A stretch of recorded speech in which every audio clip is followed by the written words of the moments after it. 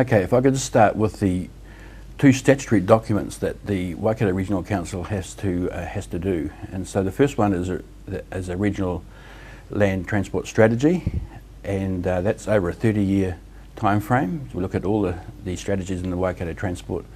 And then following on from that was done last year, following on from that is we have a regional land transport program. And that's where we set the priorities for everything to do with transport in the Waikato. So we have the likes of Waikato Expressway to that level of degree, right down to the individual intersections. And public transport's in that, and walking and cycling. So it's a whole series of, I suppose we could call it a wish list of the projects for the Waikato, and that goes to what's called as a national land transport program. So it feeds into the national land transport program, and that is the program that will be prioritised across the country, and then in the end you'll get the projects come back as the amount of money that the government will give to the region. So yeah. So it's used for requesting central government funding then? Exactly, yeah. And that's the process. So it's quite a powerful process, because in the end you have with all those strategies and those prioritisations, it's set by the region's mayors, and I chair a regional transport committee, and the mayors or the senior councillors from each district council sit on that, and we have a Waikato view. We have a Waikato good, strong view of where the spend should be around, and so prioritisation. This $1 billion, or more than actually, what projects will it be used for here in the region? Okay, so the one it's 1.1 billion, and that's over 3 years, and so it's a massive investment in what we call roads of national significance.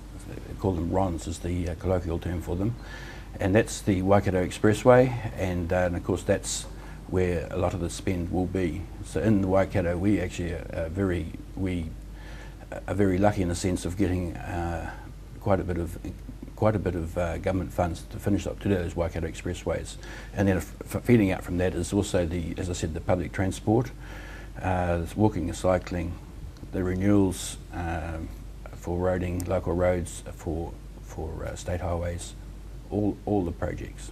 And now it's more than double than is currently invested in transport in the region. So why such a large increase? Well, once again, it's the Waikato Expressway. So the Waikato Expressway is a spend of 420 million in the next 3 years, and just to cover that one off, we have the Tirapa bypass and the Narrawakia bypass will be finished in those 3 years. We will have the beginning of construction of the Rangireiri bypass and the Cambridge and Tamaheri bypass. They'll be starting, and then the third aspect in the next 3 years, we will be having land purchase and design for the Hamilton bypass and the Huntly bypass. So this is massive investment. And what benefits will it offer the region? Okay, so these are really vital and important things. So we have for the Waikato Expressway, we have road safety is a major beneficiary.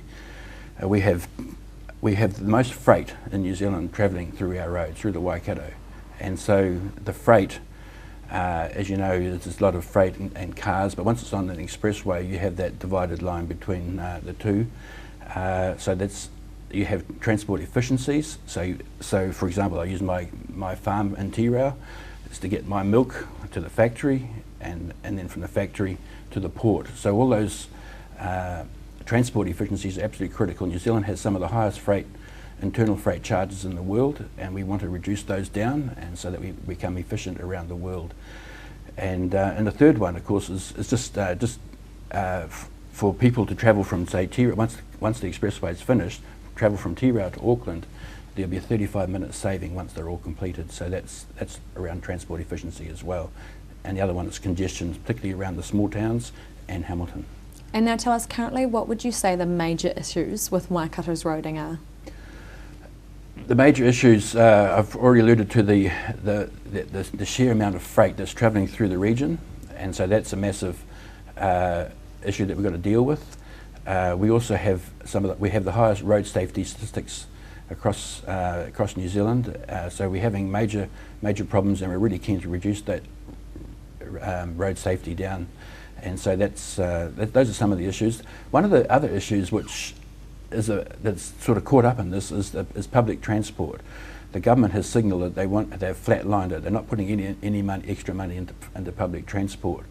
And so we want to have a conversation with the government about that, because we think in the end that public transport needs to be reinvested, because we want to have new services start, and at the moment we haven't got the money for that. And so is it guaranteed that the council will receive the money, and what's the next step?